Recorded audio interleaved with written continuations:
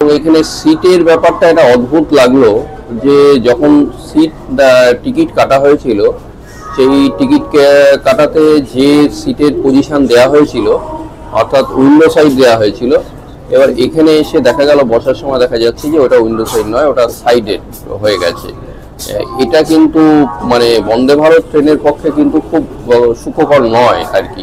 বড় গুণ যেটা দেখছি সেটা হচ্ছে জার্কিংটা সেরকম কিন্তু অনুভব করছি না। অন্য ট্রেনে যেরকম জার্কিং হয়, যে চা কাপ ধরে রয়েছি, চা খেতে গিয়ে মানে ট্রেন চললে চা খাওয়া কিন্তু খুব মুশকিল হয়ে যায় এত জার্কিং এর জন্য, কিন্তু এইটার দিকে জার্কিংটা কিন্তু নেই। এই কিছু সময় আগে একটা ছোট্ট একটা ইনসিডেন্ট হয়ে গেল। অবশেষে নিউ জলপাইগুড়ি স্টেশনে এসে পৌঁছালাম নির্ধারিত সময় থেকে মাত্র এই খুব বেশি না, 7-8 মিনিট লেট হয়েছে। ওভারঅল জার্নিটা খুব ভালোই হয়েছে।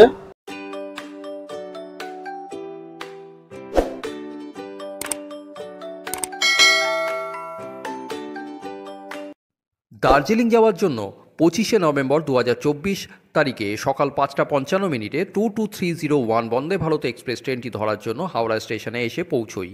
আগের দিন রাতেই স্টেশনের এক্সিকিউটিভ লাউঞ্জে 784 টাকা দিয়ে একটি ডরমিটারিতে বেডও ভাড়া নিয়েছিলাম। সকালে নির্দিষ্ট সময় পৌঁছে যাই 7 নম্বর প্ল্যাটফর্মে বন্দে ভারত এক্সপ্রেস ট্রেনের কাছে। আগে থেকেই ট্রেনটি দাঁড়িয়েছিল। এই ট্রেনটি কলকাতা ও শিলিগুড়ি শহরকে সংযুক্ত করে। এটি পূর্ব ভারতের প্রথম বন্দে ভারত ট্রেন। 2022 সালের 30শে ডিসেম্বর ট্রেনটির সূচনা হয়েছিল। এই ট্রেনটিতে 14টি এসি চেয়ার কার এবং 2টি ইকোনমি চেয়ার সহ মোট 17টি বগি রয়েছে। বুধবার ছাড়া এই ট্রেনটি সপ্তাহে 6 দিন চলাচল করে। 565 কিলোমিটার দূরত্ব মাত্র 7 ঘন্টা 40 মিনিট সময় অতিক্রম করে এই দ্রুতগামী ট্রেনটি। ঘড়িতে এখন 11টা বাজতে 10 মিনিট বাকি। আমি এখন রয়েছি হাওড়া স্টেশনে। এখানে এক্সিকিউটিভ লাউঞ্জে এখানে ঘর ভাড়া নিয়েছি, আপনারাও নিতে পারেন। এখানে খুব সহজ, কালকে যেহেতু ভোর 5:55 বন্দে ভারত ট্রেনটা রয়েছে এবং সেই ট্রেনটা ধরার জন্য আমি আজকে রাতটা হাওড়া স্টেশনে কাটাচ্ছি।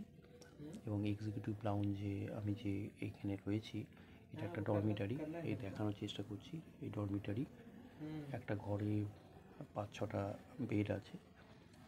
আপনার এদের রেট হচ্ছে 8 ঘন্টায় জন্য নিচ্ছে 784 টাকা, আর 12 ঘন্টার জন্য 1084 টাকা। আর যদি রুম নিতে চান তাহলে সেটা হচ্ছে 1400 সামথিং।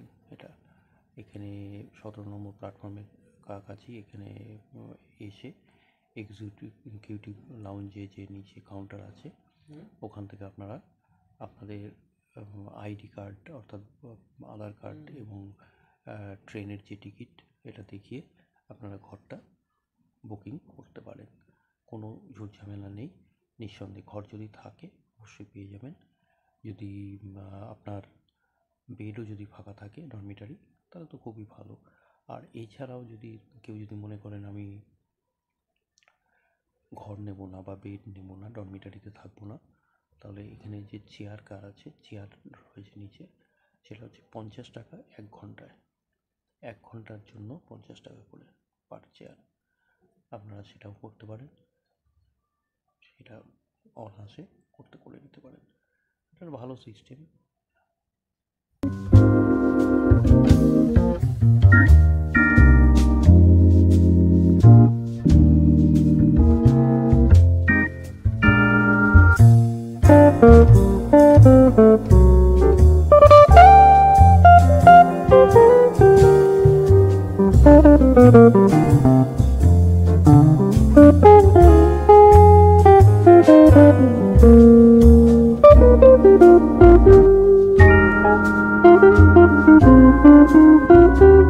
সুপ্রভাত সবাইকে। সংবাদ প্রভাকর টাইমসের চ্যানেলের পক্ষ থেকে সবাইকে স্বাগত জানিয়ে আজকে আরও একটা ভিডিও শুরু করতে চলেছি। আজকে এটি ট্রেন ব্লগিং নিয়েই হবে এটা, এবং আজকে এখন আমি হাওড়া স্টেশনেই রয়েছি, কিন্তু সকাল 5:55 2230 বন্দে ভারত এক্সপ্রেস যাত্রা করব এনজিপির উদ্দেশ্যে। বন্দে ভারত এক্সপ্রেস দাঁড়িয়ে রয়েছে। এখন ঘড়িতে এখন বাজে 5:13। এখনই ট্রেন দিয়ে দিয়েছে। আমার কোচ নাম্বার হচ্ছে C14, সিট নাম্বার 41।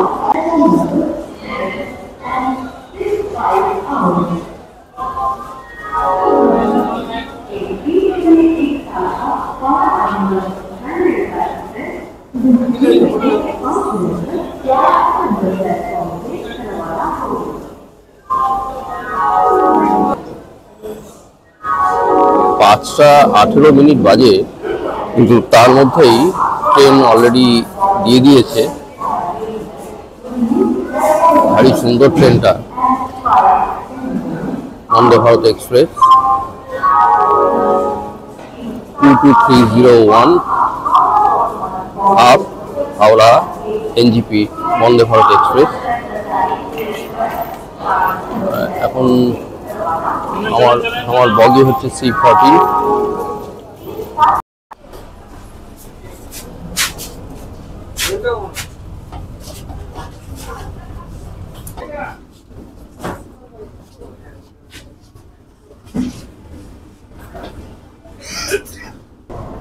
এই বন্দে ভারত ট্রেনে উঠেছি 22301 হাওড়া নিউ জলপাইগুড়ি।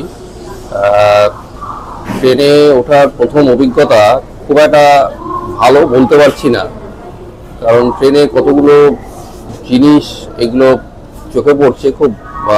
জানি না আপনারা যারা উঠেছেন তারা এর আগে কীরকম আপনাদের অভিজ্ঞতা হয়েছে।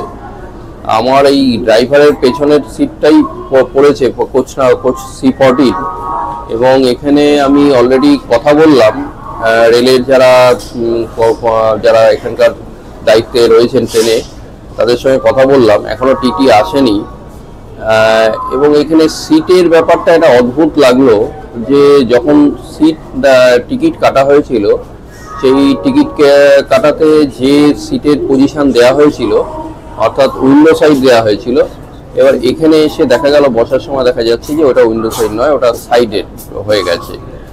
এটা কিন্তু মানে বন্দে ভারত ট্রেনের পক্ষে কিন্তু খুব সুখকর নয় আর কি। যারা বন্দে ভারতের ট্রেনে চাপবেন, তারা কিন্তু যখন টিকিট কাটার সময় না, তখন এই জায়গাটা একটু ভালো করে খতিয়ে দেখবেন। এবং খতিয়ে দেখা মানে যখন টিকিট কাটতে যাবেন টিকিট কাউন্টারে, তখন টিটির সঙ্গে ওখানে টিকিট কাউন্টারে একটু বলে নেবেন যে এই রকম ঘটনা ঘটছে, C14 এরকম হয়েছে যে সিট নাম্বার দেখা যাচ্ছে যে উইন্ডো সাইড, কিন্তু দেখা যাচ্ছে তারপরে দেখা যাচ্ছে উইন্ডো সাইড নয়। এই পজিশনটা, এই বিষয়টা কিন্তু একটু ভালো করে দেখবেন এই জায়গাটা। আর এছাড়া ওভারঅল এখনো পর্যন্ত ঠিকঠাকই রয়েছে, ট্রেন এখনো ছাড়েনি, আরো কিছু সময় বাকি আছে। সময়ের ঘড়িতে এখন বাজে হচ্ছে 6টা বাজতে এখনো প্রায় 12 মিনিট, এই 8-9 মিনিট বাকি আছে এখনো। ট্রেন ছাড়ার পরে দেখা যাক। আমাদের এনজিপি পৌঁছানোর সময় হচ্ছে 1:25। আমাদের ট্রেন ছেড়ে দিল 5:55 হাওড়া থেকে এনজিপির উদ্দেশ্যে।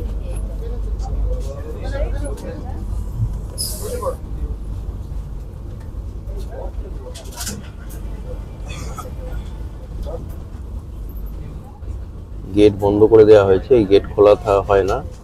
আমাদের 565 কিলোমিটার পথ আমরা অতিক্রম করব। এই বন্দে ভারত এক্সপ্রেস, এইটি পূর্ব ভারতের প্রথম বন্দে ভারত এক্সপ্রেস। হাওড়া এনজিপি রুটের এই বন্দে ভারত এক্সপ্রেস ট্রেনটি, এখানে এই ট্রেনটি 5:55 ছেড়ে দুপুর 1:25 এনজিপি পৌঁছয়, এবং এখানে 4টি স্টেশনে ট্রেনটি দাঁড়াবে। প্রথম এরপর বোলপুর, তারপরে মালদা টাউন, তারপরে বারসই, এবং সবশেষে হচ্ছে এনজিপি গিয়ে দাঁড়াবে। এটা জল দিয়ে গেল,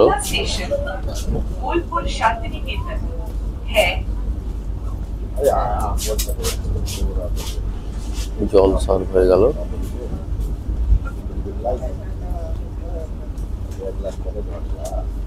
পরবর্তী স্টেশন বোলপুর শান্তিনিকেতন। অনেকটা মেট্রো রেলের মতন। আপনার পরবর্তী স্টেশন কি সেটা মাইকে অ্যানাউন্স করে দিচ্ছে এখানে। Indian Railways wishes you a happy and comfortable journey.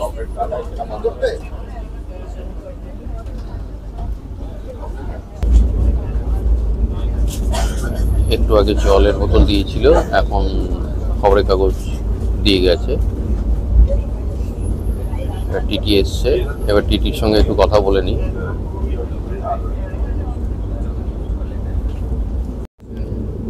TT এসছিল, টিটির সঙ্গে কথা বললাম এবং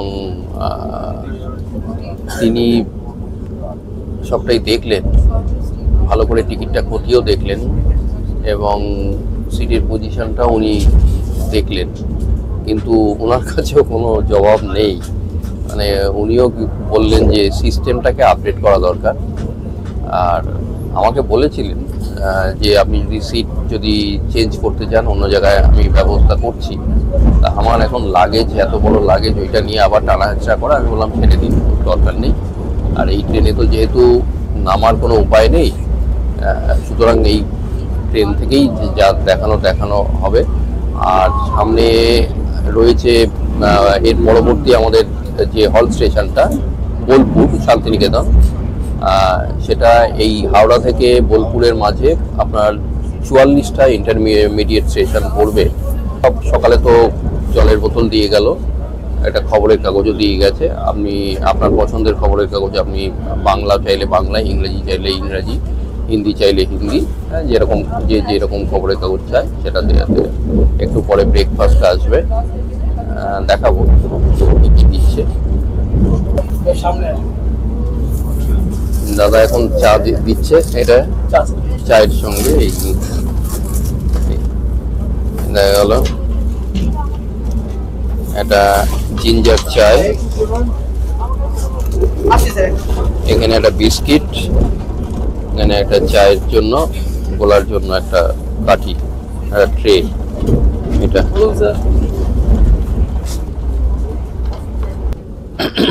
বন্দে ভারত ট্রেনে এখানে চা আর বিস্কিট দিয়েছে।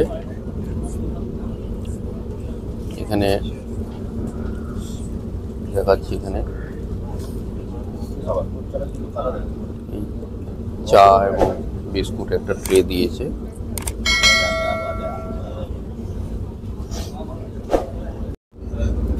বন্দে ভারতের ট্রেনে যে চা দিয়েছিল যে ট্রেতে, সেখানে এই কাগজটা দেওয়া হয়েছে। এখানে স্ক্যান করে এখানে মেনু সব দেখা যাবে, এর মধ্যে ডিটেলস এদের দেওয়া রয়েছে। আপনাদের সুবিধার জন্য এটাও আমি তুলে ধরলাম। বর্ধমান স্টেশন ক্রস করছে আমাদের। সময়ের ঘড়িতে এখন বাজে সকাল 7টা বাজে। এখন আমরা বর্ধমান ক্রস করছি।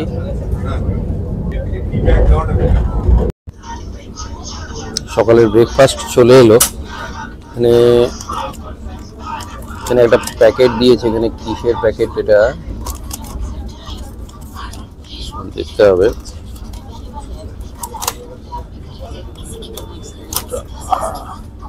একটা চপ টপ রয়েছে, আলু ফালু দিয়ে, মটরশুঁটি দিয়ে দেওয়া রয়েছে।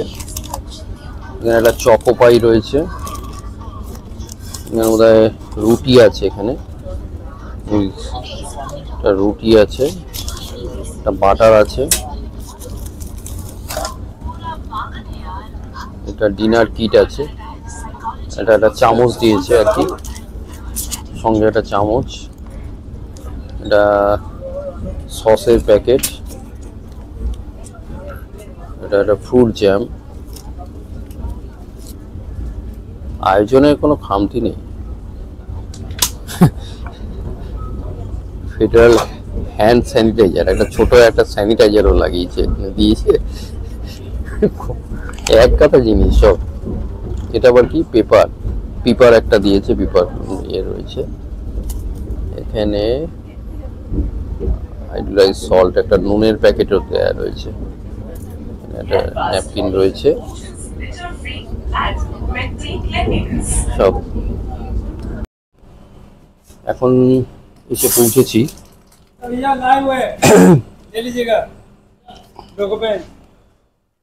বোলপুর স্টেশন, শান্তিনিকেতন।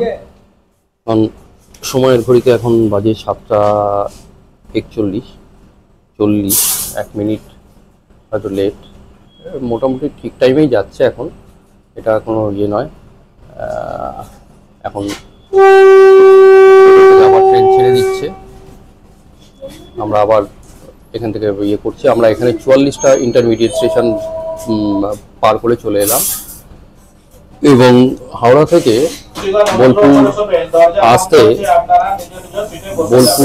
এখন বোলপুর থেকে হাওড়া থেকে এই ধরুন 5:55-তে ছেড়ে এখন 7:40-এ এসে এখানে পৌঁছলো। 7:40 এসে পৌঁছলো এখানে, 2 মিনিট এখানে দাঁড়িয়েছে। এবার আবার ট্রেন দরজা বন্ধ হয়ে গেল এখানে।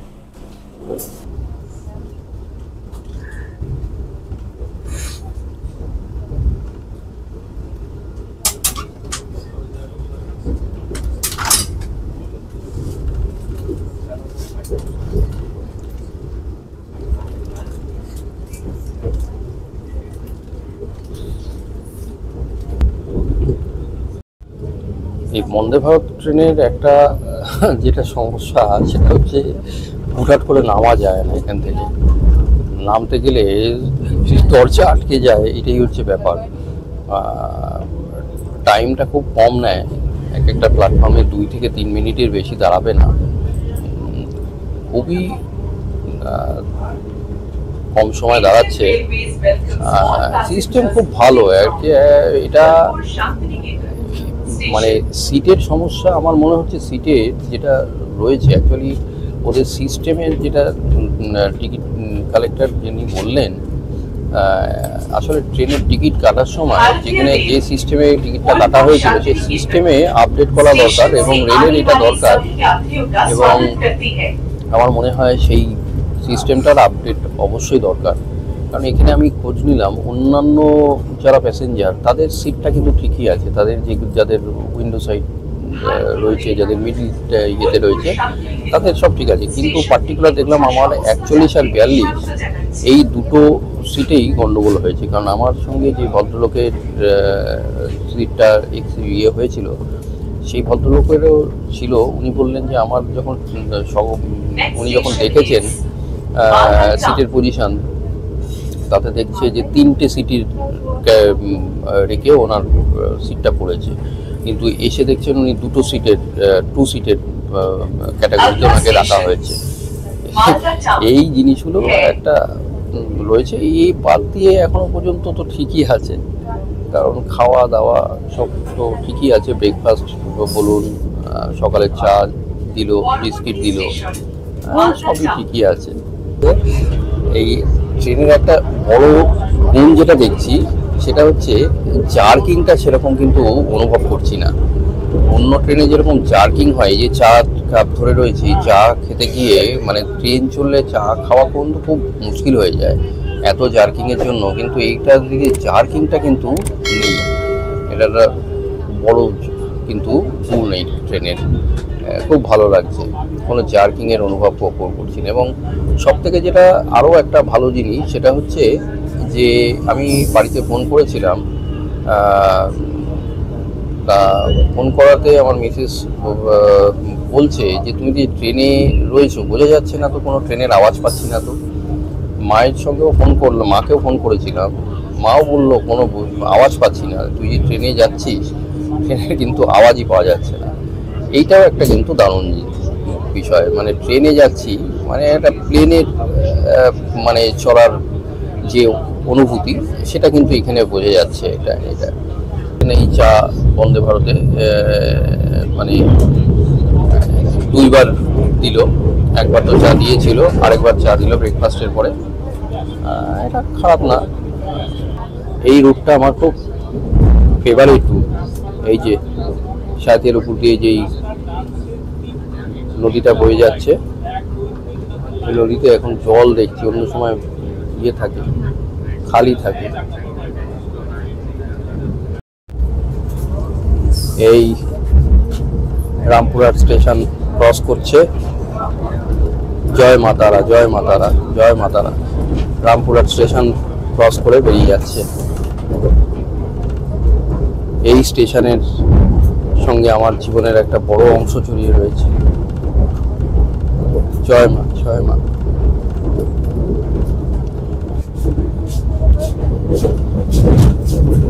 আসলে কি বলবো, এই রামপুরহাট স্টেশন নিয়ে যত বলা যায় ততই যেন মনে হয় কম বলছি।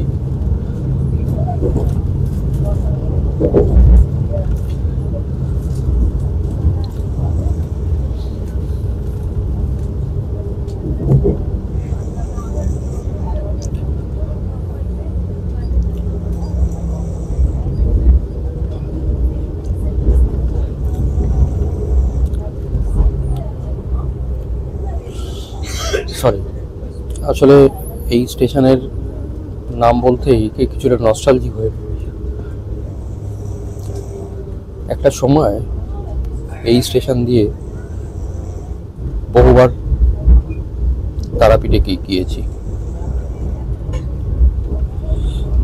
আসলে সেই সময় তারাপীঠের একজন সাধক, মাতৃ সাধক শিশির কুমার শর্মা,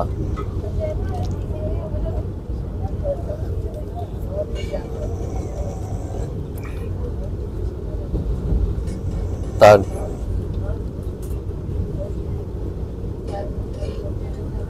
কৃপা দৃষ্টি পড়েছিল আমার উপরে। বড় স্নেহ করতেন আমাকে, ছোট ভাইয়ের মতন দেখতেন। একদম অন্য ধরনের মানুষ ছিলেন, একদম সাধক। তিনি নামেই সাধক, কিন্তু তিনি অত্যন্ত জ্ঞানী মানুষ ছিলেন। নিজেকে সবসময় গুটিয়ে রাখতেন, নিজেকে প্রকাশ করতেন না। এবং যখন তার সঙ্গে পরিচয় হয় তখন আমার সময়টা খুব একটা ভালো যাচ্ছিল না, খুব ক্রিটিক্যাল সিচুয়েশনের মধ্যে দিয়ে এগোচ্ছিলাম। এবং উনি তখন একটা কথাই বলতেন যে ভাই মাকে ডাকো।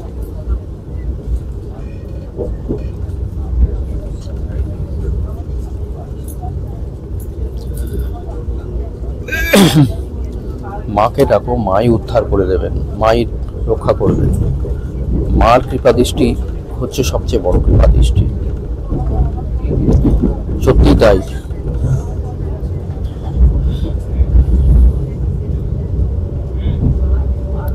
কথাগুলো বলার সময় আসলে কিছুটা আবেগতাড়িত হয়ে পড়ছি এই কারণে যে আজকে যে মানুষটার কথা বলছি না, সেই মানুষটা আজকে নেই।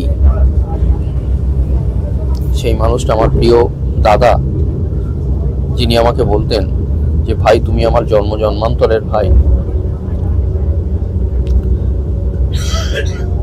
সেই আমার বড় প্রিয় দাদা কোভিডের সময় নিজের জীবনকে সমস্ত মানুষের জন্য আত্মোৎসর্গ করে গেছেন, নিজের জীবনকে উৎসর্গ করে গেছেন।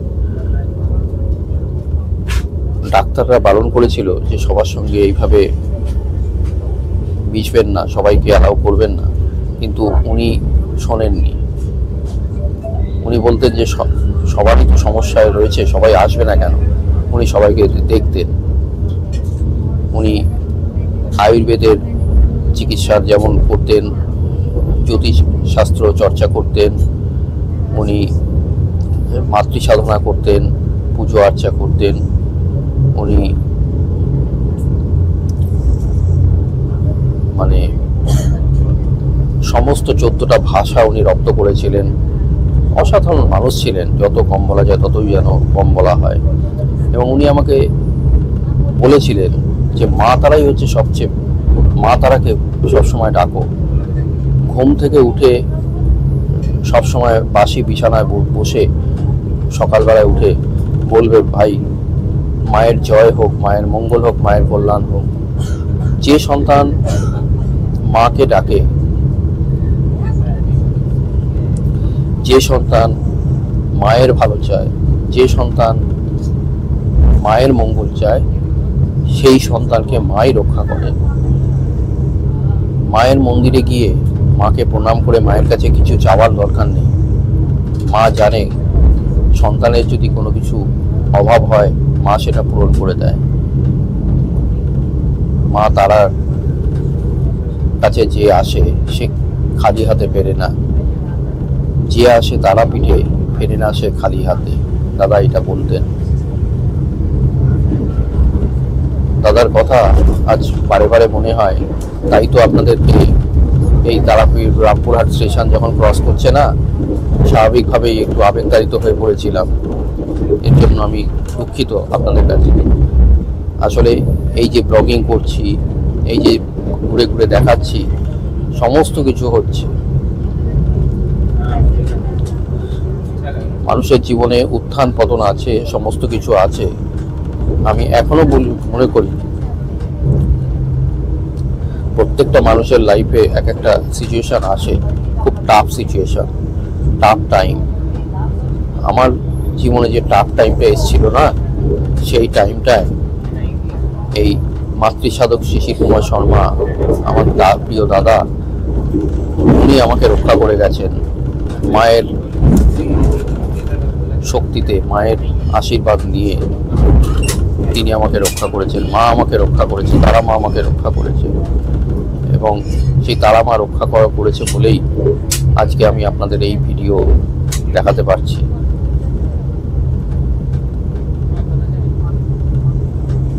আমি তাই সবসময় বলি, মা তারার জয় হোক, জয় মা তারা, জয় মা তারা। আসুন, পরবর্তী স্টেশন আসছে সামনে, মালদা টাউন। আসলে এতগুলো কথা বলতে বাধ্য হলাম।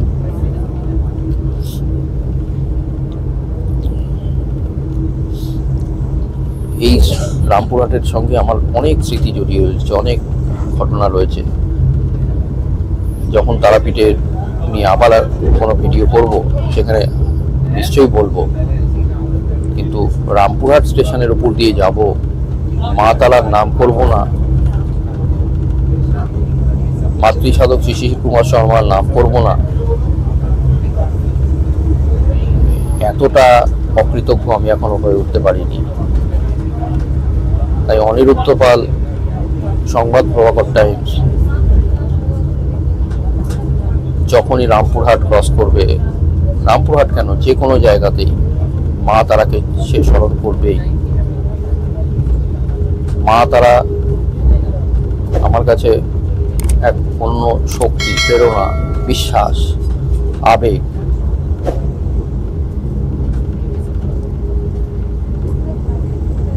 তারাপীঠে আসলে পরে ফেরে না সে কেউ খালি হাতে, দাদা বলতেন।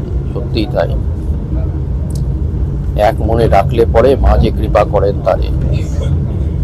এইসব কথা আজ বারে বারে মনে আসছে।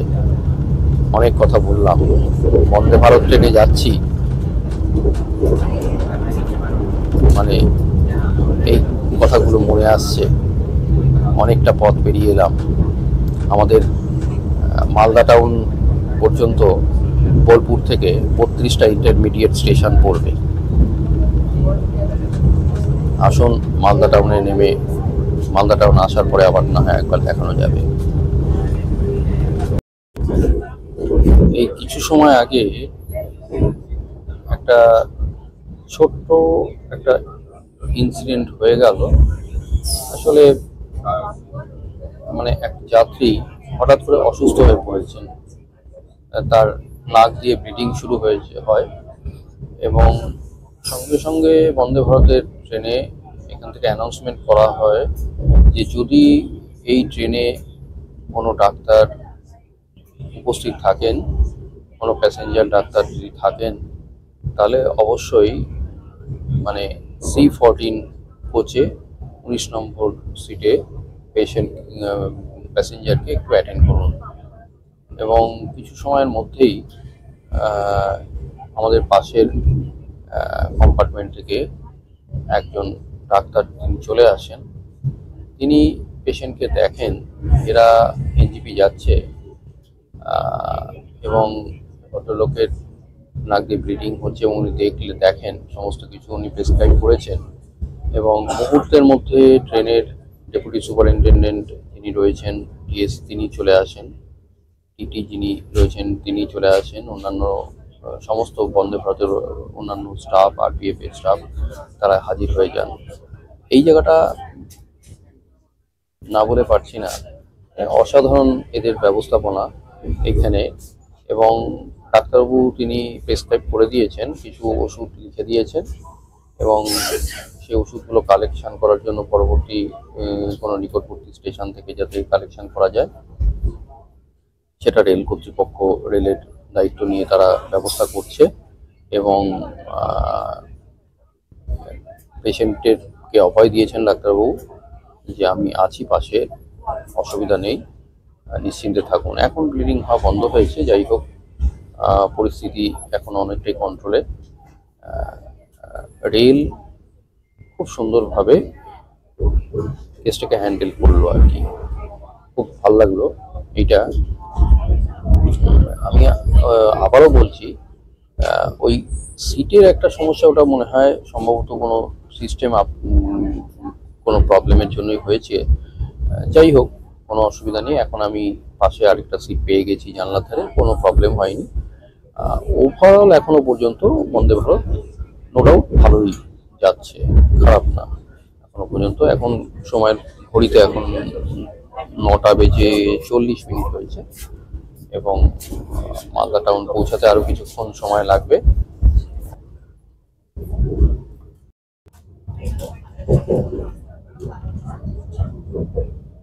নিউ ফারাক্কা স্টেশন পার হচ্ছে।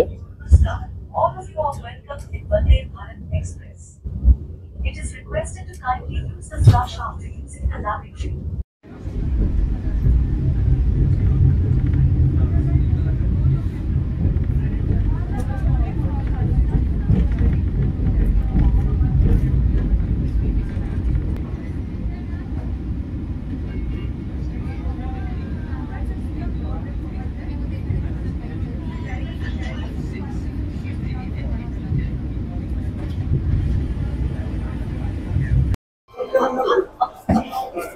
মালদা টাউনে ঢুকিয়েছে, এখন ঘড়িতে বাজে 10:20। আমাদের একটু অ্যাডভান্স ঢুকিয়ে দিয়েছে মালদা টাউন। হিসাব মতন এখানে 3 মিনিট দাঁড়ানোর কথা 10:32-এ, সেখানে পৌঁছে গেল 10:20-তে, অনেকটাই আগে পৌঁছে গেছে। খুব ভালো এসছে ট্রেনটা। আর এ পর্যন্ত আমরা 330 কিলোমিটার পথ অতিক্রম করলাম হাওড়া থেকে। মাঝে আজমনগরে রোডে দাঁড়িয়ে গেল, এবার বারসই জংশন আসছে আর কিছুক্ষণের মধ্যেই পৌঁছে যাবে। যদিও ট্রেন একটু ডিলে করছে, বেশ কয়েক মিনিট একটু লেট হচ্ছে। আবার ইতিমধ্যে দুপুরের লাঞ্চও দিয়ে গেছে। দুপুরের খাবারের আইটেম দিয়ে দিয়েছে।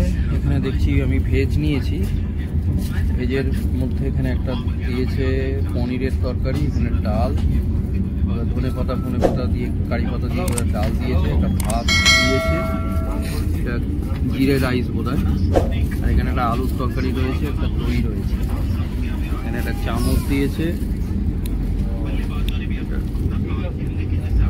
ডাল একেবারে গঙ্গা জলের মতন পড়ছে।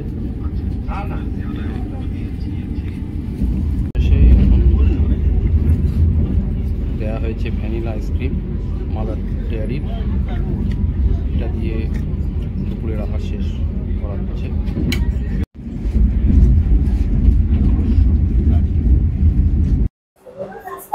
অবশেষে নিউ জলপাইগুড়ি স্টেশনে এসে পৌঁছালাম নির্ধারিত সময়ের থেকে মাত্র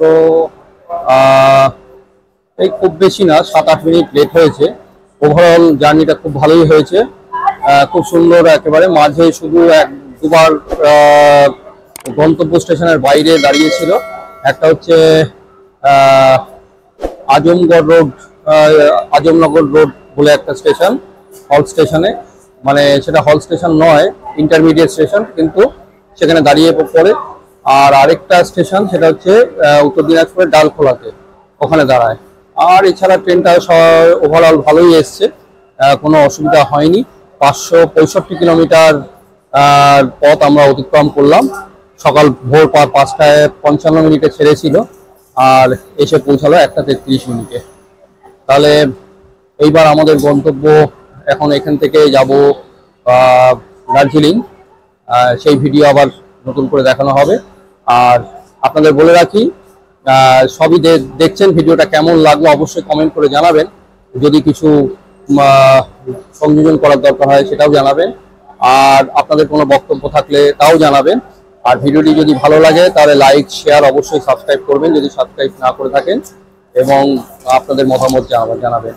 দেখতে থাকুন আমাদের চ্যানেল সংবাদ প্রভাকর টাইমস।